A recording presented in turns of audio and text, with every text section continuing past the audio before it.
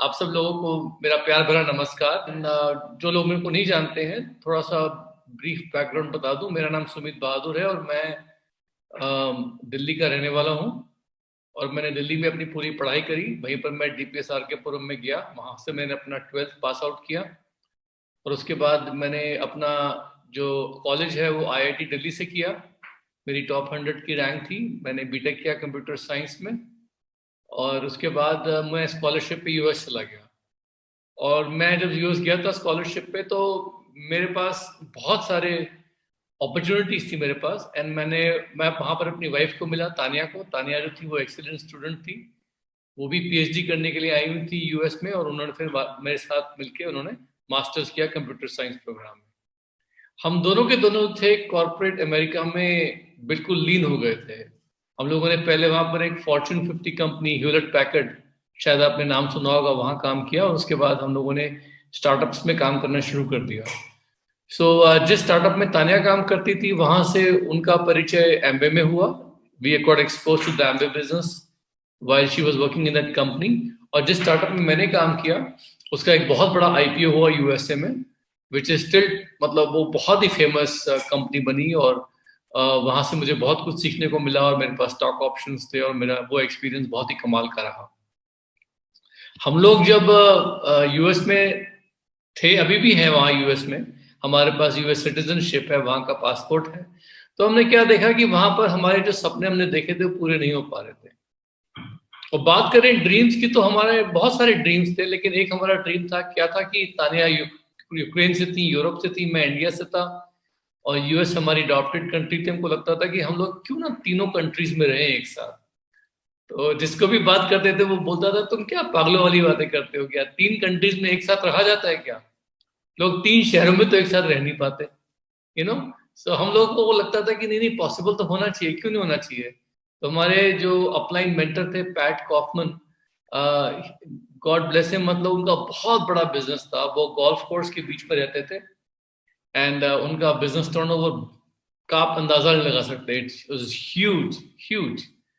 तो वो मुझे बताते थे कि सुमित, इस बिजनेस में आपको टाइम भी मिलेगा, पैसा भी मिलेगा, and you have the freedom to do whatever you want to do. तो हमको लगता था कि क्यों नहीं हम लोग 3 देशों में एक साथ घर बनाए। और वही हुआ दोस्तों। हमने ये बिजनेस बिल्ड किया अपनी एक छोटी सी इम्पॉसिबल लुकिंग ड्रीम के लिए। But today we have the freedom and we have houses in all the 3 countries and many more places. और मजे की बात ये है कि हम लोग सब जगह पे रहते हैं, सब जगह पे हमारा घर है, और सब जगह पे हम लोग जो है मनचाहा टाइम बिताते हैं। तो ये चीज जो है ना, लोगों को कभी कभी ना वो गल्प डाउन नहीं कर पाते हैं। उनको लगता है कि भाई घर मतलब एक जगह होता है। ऐसी बात नहीं है। घर एक जगह होता है बिकॉज हमारी इनकम लिमिटेड होती है, हमारा टाइम लिमिटेड होता है, हमारी थिंकिंग, हमारी सोच लिमिटेड होती है, इसलिए हम लोग घर एक जगह बनाते हैं। लेकिन बहुत से ऐसे लोग जिनके पास टाइम और पैसे का फ्रीडम है, रईस लोग, उनके कितने सारे घर होते हैं। एक घर पहाड़ों में होता है, एक घर यहाँ होता है, सिटी में होता है, एक घर वहां होता है, एक घर यहाँ होता है।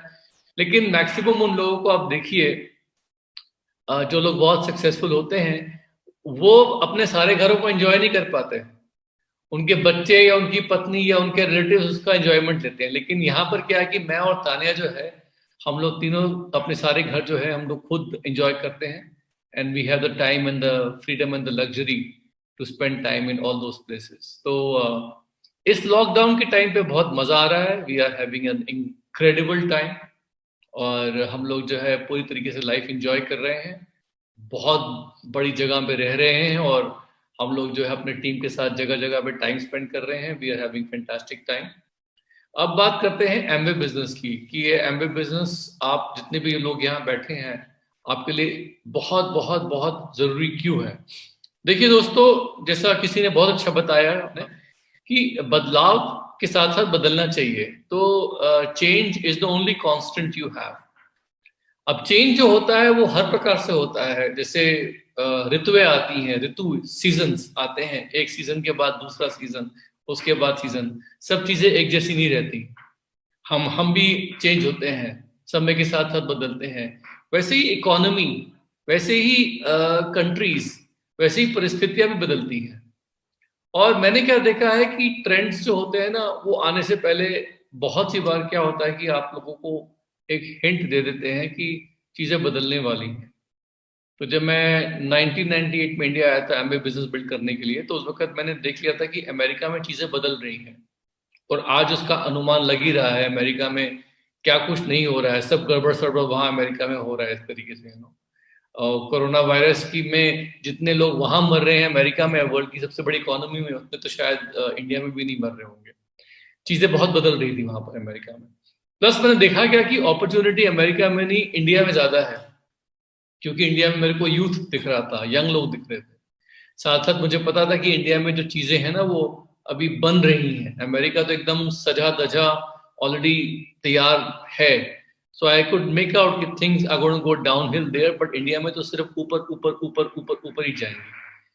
तो 1998 में हम लोगों ने एक बोल्ड डिसीजन लिया कि क्यों नहीं हम लोग जो है इंडिया में आते हैं, और वो भी एमवे बिजनेस बिल्ड करते हैं, किसी और वजह से नहीं, एमवे बिजनेस बिल्ड करने के लिए। तो हमें इंडिया का पोटेंशियल बहुत बड़ा दिखा। हमको लगा कि India will be huge $1 billion market, और इंडिया में एक बहुत बड़ा यूथ है जो अपॉर्चुनिटीज खोज रहा है। सो एमवे का जो गाइडेड एंटरप्रेन्योरशिप मॉडल है वो इंडिया की साइकी को एकदम फिट बैठता है, बिकॉज इंडिया जो है उसमें हम लोग टीचर को बहुत बड़ा मानते हैं। तो गुरु एक प्रथा है कि हर व्यक्ति को पता है गुरु क्या होता है, और हमारे बिजनेस में जो मेंटरशिप प्रोग्राम है वो एक प्रकार से हमारा जो इंडिया में रिस्पेक्ट देते हैं टीचर को, गुरु को, उसी की तरह है। So Amway is a guided entrepreneurship model, जिसमें एंटरप्रेन्योरशिप जो है वो गाइड कौन करता है, वो गाइड करता है आपका मेंटर। मेंटर वो होता है जो काम करके दिखाता है, सिर्फ बातें नहीं बताते हैं, वो भाषण नहीं देते, वो करके और स्ट्रिक्टली दिखाते हैं, स्ट्रिक्टली। तो यहाँ पर मेरे को आई वॉज वेरी लकी कि मेरे को एक बहुत अच्छे मेंटर मिले पैट कॉफमन के रूप में, हु वॉज वेरी सक्सेसफुल। और इंडिया में आने के बाद मैंने उन्हीं की टीचिंग्स को अप्लाई किया, और यहाँ पर बहुत सारे जबरदस्त लोग मेरे को मिले, हमारी टीम बनी, और यहाँ पर लोग इतने सक्सेसफुल हुए, इतने सक्सेसफुल हुए कि I have seen people's lives getting change, India में इस वक्त पोटेंशियल ये है कि हम लोगों का बिजनेस जो है वो 4-5 गुना तो अगले 3-4 सालों में ग्रो करेगा करेगा, बट मेरे को लगता है कि लॉन्ग टर्म जो है अगले 10-15 साल में, 20 साल में देखा जाए तो इंडिया का टर्नओवर जो है वो मोर देन 10-15 टाइम्स ग्रो करेगा। जो पूरा इंडिया वर्ल्ड का टर्नओवर है एमवे का, वो अकेला इंडिया कर सकता है, क्योंकि इंडिया जो है, इंडिया में हमारा इस वक्त एक ऐसा फेज आ रहा है जब डायरेक्ट सेलिंग को, ई कॉमर्स को लोग बहुत ज्यादा प्रेफर कर रहे हैं। और ई कॉमर्स में सबसे ज्यादा कंपनियां वो काम करेंगी जिनके खुद के पेटेंट्स हैं, जिनकी खुद की R&D है, जिनके खुद के मैन्युफैक्चरिंग है। सिर्फ अच्छा प्लान लाने से काम नहीं चलेगा, आपको अच्छे प्रोडक्ट्स जो आप खुद मैन्युफैक्चर करते हैं, जिसमें आपका खुद R&D है, वो भी आपको प्रोड्यूस करने पड़ेंगे, पैदा करने पड़ेंगे इंडिया में। और वहां पर एमवे से बड़ी तो कोई कंपनी है नहीं, बिकॉज एमवे ने ये R&D करके अपने इंडिया में इतना बड़ा एक प्लांट लगाया है जहां पर सारे के इनके इंडिया के प्रोडक्ट जो है मैन्युफैक्चर होते हैं। सो हम लोग जो है एम्प्लॉयमेंट जनरेटर भी हैं और एंटरप्रेन्योरशिप जनरेटर भी हैं। हम लोग एंटरप्रेन्योरशिप भी देते हैं, और साथ साथ कंपनी जो है लोगों को एम्प्लॉयमेंट भी दे रही है। इस वक्त जो है पूरी तरीके से हमारा बिजनेस जो है ई कॉमर्स बिजनेस हो गया है। क्यों? बिकॉज कोरोना आने के बाद हम लोगों का जो ऑर्डरिंग था वो भी पूरा ऑनलाइन हो गया है, हमारी ट्रेनिंग एंड सपोर्ट भी ऑनलाइन हो गई है, और हमारा जो प्लान होता है वो भी हम ऑनलाइन शेयर कर रहे हैं। मुझे लगता है कि ये एक चीज जो है हमारे सक्सेस को बहुत दूर लेके जाएगी, बहुत दूर। बिकॉज शुरू में क्या होता था ना कि हम लिमिटेड थे। जब मैं प्लान दिखाने आया करता था, या जब आप भी लोग प्लान दिखाया करते थे करीब 1 साल पहले, तो आपको लोगों से अपॉइंटमेंट लेके उनसे मिलना पड़ता था फिजिकली। तो बहुत सी बार लोग अपॉइंटमेंट देते थे, 1 हफ्ते का, 2 हफ्ते आगे का, या 5 दिन आगे का। और हम भी लोगों को कॉल करके जब अपॉइंटमेंट बुक करते थे तो वो बोलते थे कि इस वीक आपके पास वेंसडे या फ्राइडे में से कौन सा दिन सूटेबल है। हम लोग हमेशा अगले हफ्ते के लिए अपॉइंटमेंट लिया करते थे। अब सिचुएशन ये हो गई है कि जब मैं प्रॉस्पेक्ट्स को फोन करता हूं और बोलता हूं कि हम लोग ऑनलाइन मिल सकते हैं, तो लोग मुझे आधे घंटे आगे का प्लान टाइम देने को तैयार हो जाते हैं। यानी मैंने को कॉल अभी किया 9 बजे, तो लोग कभी कभी 9:30 बजे, आधे घंटे बाद मिलने को तैयार हो जाते हैं जूम पे। तो कहाँ तो हम लोग अगले हफ्ते की बात क्या करते थे, और कहाँ आधे घंटे बाद लोग मिल रहे हैं हम लोगों को। तो ये तो हमारे टाइम का इतना जबरदस्त उपयोग हो रहा है कि मैं क्या बताऊं। और पहले जहां पर लोग आनाकानी करते थे कि अच्छा बताते हैं, क्योंकि उनको लगता था कि मिलना मतलब ट्रैवल, उनके पास जाना पड़ेगा, वो या वो मेरे पास आएंगे, या उनके घर पे जाएंगे या वो मेरे घर पे आएंगे। तो अब क्या है ना कि ऑनलाइन मिलने में लोग बहुत कंफर्टेबल हो गए हैं, and that is the new normal right now. और मैंने क्या देखा है कि इंडिया में टेक्नोलॉजी का अडॉप्शन बहुत तेजी से हो रहा है। आज हमारे घर पे ग्रोसरी, दूध, पिज्जा सब कुछ आ जाता है ऑनलाइन। हम लोग अपने ऑनलाइन बिल पे करते हैं, अपना मोबाइल बिल ऑनलाइन पे करते हैं, अपना इलेक्ट्रिसिटी का बिल ऑनलाइन पे करते हैं, इवन पानी का बिल भी ऑनलाइन पे कर देते हैं। गवर्नमेंट जो है वो टैक्स फाइलिंग वगैरह में हर चीज में online, banking online. Can you imagine, जब मैं इंडिया आया था तो लोग बोलते थे कि भाई साहब बैंकिंग तो नॉर्मल ऑनलाइन होगी नहीं कभी, पता नहीं कौन क्या कर दे। लोग अपनी पासबुक लेके जाया करते थे, बैंक में फॉर्म निकालते थे, फॉर्म भरते थे, लाइन में लगते थे, ये वो दिस दैट। आजकल डिजिटल पेमेंट्स हो रही है, डिजिटली पैसा रिसीव कर रहे हैं लोग, और सारी बैंक्स भी ऑनलाइन हो गए हैं। मेरा प्रेडिक्शन ये है, मेरा मानना ये है कि इंडिया में आने वाले 5 साल में ही इतना परिवर्तन आ जाएगा कि शायद बैंक्स, शायद पोस्ट ऑफिस, सिनेमा घर, कपड़े लत्ते लेने के लिए आदमी शायद ही कभी बाहर जाया करेगा। बैंक्स तो ऑलरेडी काफी सारे मर्ज हो रहे हैं, बड़े बड़े बैंक्स, आपको पता है ना, बैंक्स 2-3 बैंक्स मर्ज हो जाते हैं, तो बैंक्स की संख्या भी कम हो जाएगी, उनकी ब्रांचेस भी कम हो जाएगी, और ब्रांचेस के अंदर बैठे हुए लोगों की संख्या भी कम हो जाएगी। यानी टोटल मिला के मेरे को लगता है बैंक्स जाना ही बहुत कम हो जाएगा हमारा, और 5 साल बाद तो दिखेंगे नहीं लोग बैंक जाते हुए। कोई भेजता है new years greeting card? Even तो आजकल शादी ब्याह में भी जो है ना, लोग अपने कार्ड जो है ना वो ईमेल पे भेजते हैं, शादी ब्याह में भी। और जब मैं इंडिया आया था तो देखता था कि शादी ब्याह का एक ट्रेंड चल रहा है, धीमे धीमे शादियां बड़ी बड़ी बड़ी बड़ी बड़ी हो रही थी। और उसके बाद एक पॉइंट तो ऐसा आया कि मतलब लोग शादियों में मतलब क्या कुछ नहीं करते थे, इसको बुला लेते थे, उसको बुला लेते थे, बड़ी बड़ी वेडिंग होती थी और सबको खाना देते थे, ये वो दे सब। अब मैं क्या देख रहा हूँ कि पूरा रिवर्स ट्रेंड हो रहा है। आजकल जो वेडिंग्स होती है ना, उसे कहते हैं डेस्टिनेशन वेडिंग। हमारे जितने भी फ्रेंड्स हैं उनके घरों में वेडिंग हो रही है, वो कहते हैं सर डेस्टिनेशन वेडिंग है। क्या मतलब? अभी किसी की वेडिंग है, वो बता रहे थे कि महाबलीपुरम जाएंगे, लेकिन पूरी फैमिली को, सबको इकट्ठा करने के बजाय सिर्फ 300 लोगों को उन्होंने लिमिटेड इनविटेशन दिया, बस ये 300 लोग जाएंगे। और जो लड़का और लड़की शादी कर रहे हैं वो चाहते हैं हम लोग अपनी हैप्पी मेमोरीज क्रिएट करें, 3 दिन का एक डेस्टिनेशन वेडिंग। तो अब धीमे धीमे लोग जो है ना वो उकता गए हैं, बड़े बड़े बड़े बड़े शादी ब्याह में इसको बुला लो, उसको बुला लो, उसको बुला लो, कोई छूट ना जाए, ये वो करते करते अब कम लोगों के साथ डेस्टिनेशन वेडिंग, बाकी लोगों के लिए बस एक पब्लिक रिसेप्शन, खत्म। अब पूरी तरीके से इंडिया में सब कुछ जो है वो ट्रेंड चेंज हो रहे हैं।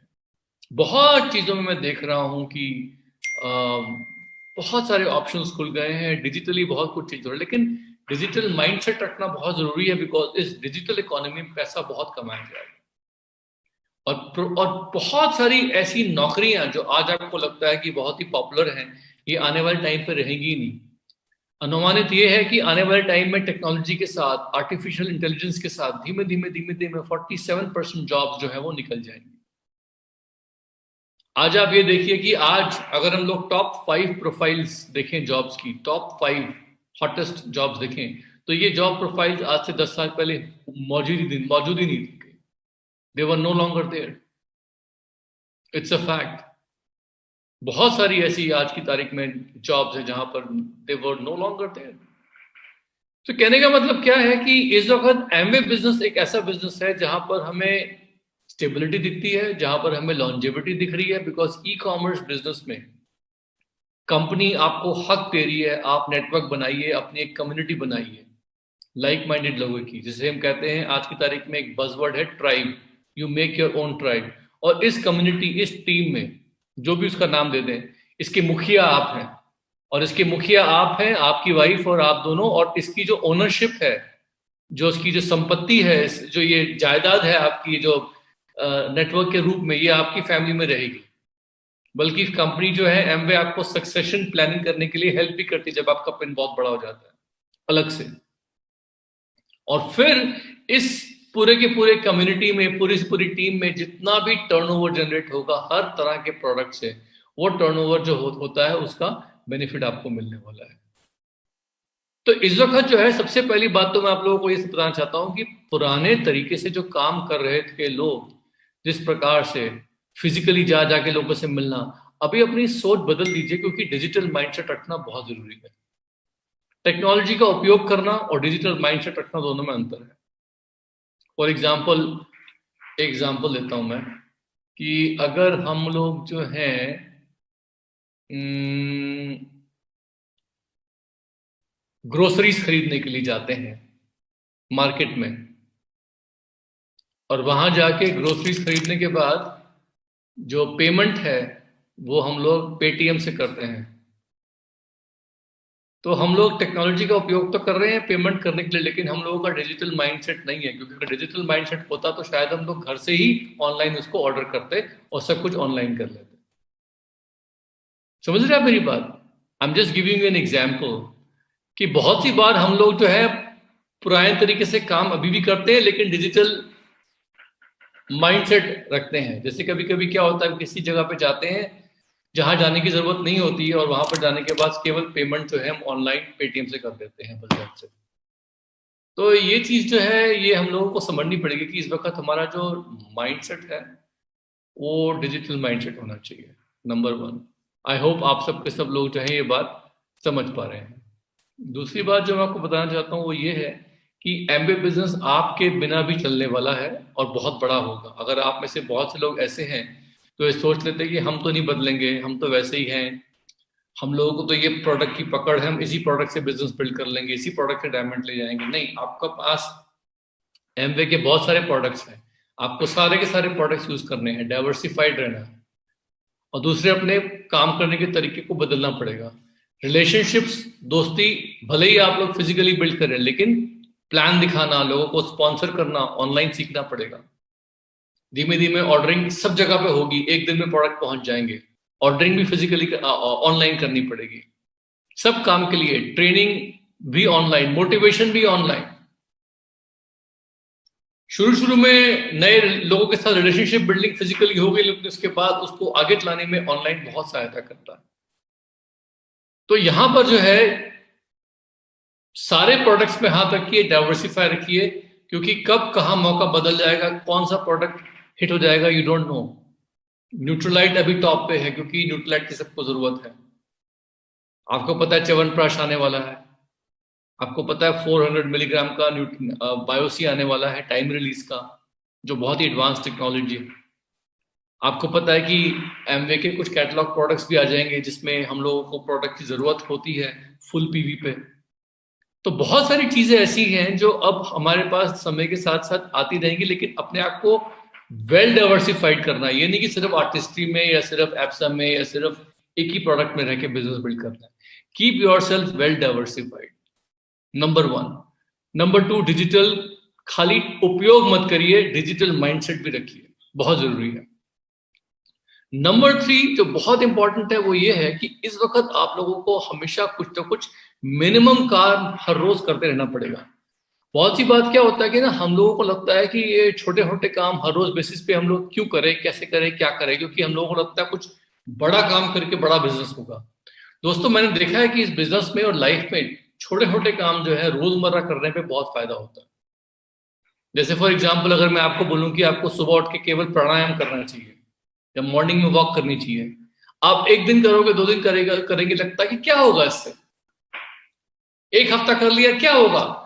लेकिन अगर आप लगातार एक साल करोगे ना तो आपको इमीडिएटली फायदा आना शुरू हो जाएगा, बहुत जबरदस्त फायदा, रात और दिन का अंतर, इस तरीके से।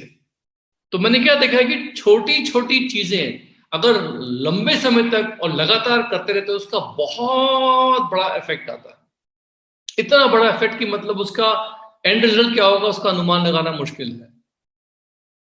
तो छोटी छोटी चीजें क्या है इस बिजनेस में कि मेकिंग श्योर कि आप लोग जो है हर रोज 10 फोन कॉल कर रहे हो, हर रोज कम से कम एक मीटिंग कर रहे हो आप लोग, चाहे वो प्लान दिखाने का, चाहे वो प्रोडक्ट डेमो है।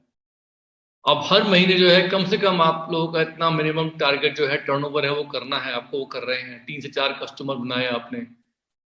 इस बिजनेस में कोई बड़ा बड़ा काम नहीं करना, आपके कम से कम अगर 25-30 कस्टमर बन जाते हैं over a period of time, जिनके साथ आप बिल्कुल अच्छे से रिलेशनशिप बिल्ड कर रहे हैं, तो उनके साथ आप जितना मर्जी पीवी करना चाहो करो, लेकिन आपको बहुत बहुत सारा काम नहीं करना। 25-30 कस्टमर और हर महीने एक फ्रंट लाइन डालना है, हर महीने किसी अच्छे आदमी को स्पॉन्सर करना है जिसे आपने टटोला है, जिसको आपने परखा है, जिसको आपने प्री क्वालिफाई किया है।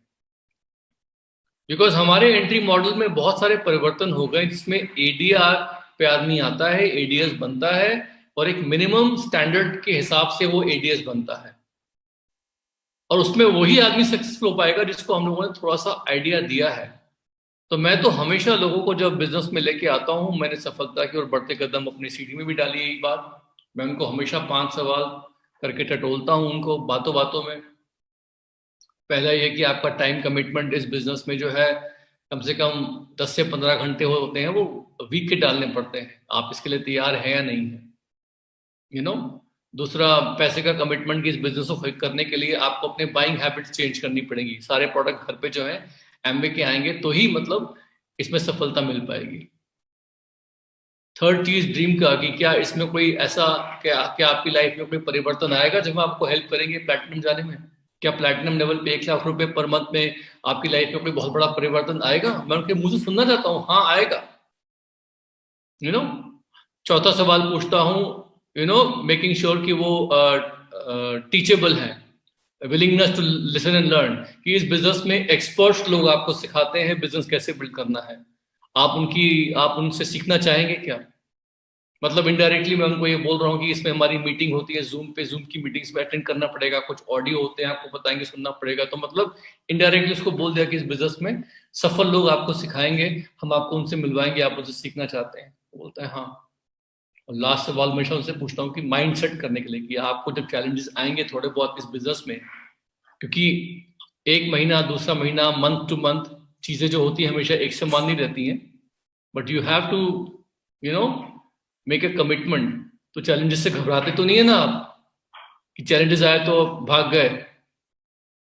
तो वहां पर क्या है ना, थोड़ा सा I just want to make sure कि थोड़ा सा उनको पक्का कर दो। तो मतलब ये हल्के फुल्के 5 सवाल मैं उनसे बातों बातों में करता हूँ, दोस्ताना अंदाज में कर भी लिए और उन्होंने जवाब दे भी दिया, उनको पता भी नहीं लगा कि मैंने सवाल कर लिए। मतलब इस तरीके से मैं थोड़ा बहुत ये सवाल पूछ के उनको जब लेके आता हूँ बिजनेस में, तो क्या है कि कल को वो कुछ करें ना करें, एटलीस्ट उन्हें समझ में आ जाएगा कि भाई हमारी उनसे कुछ ना कुछ एक्सपेक्टेशंस रहती हैं, और हम भी चाहते हैं कि वो इस बिजनेस में आ रहे हैं तो अच्छा करें, and we should be able to help them.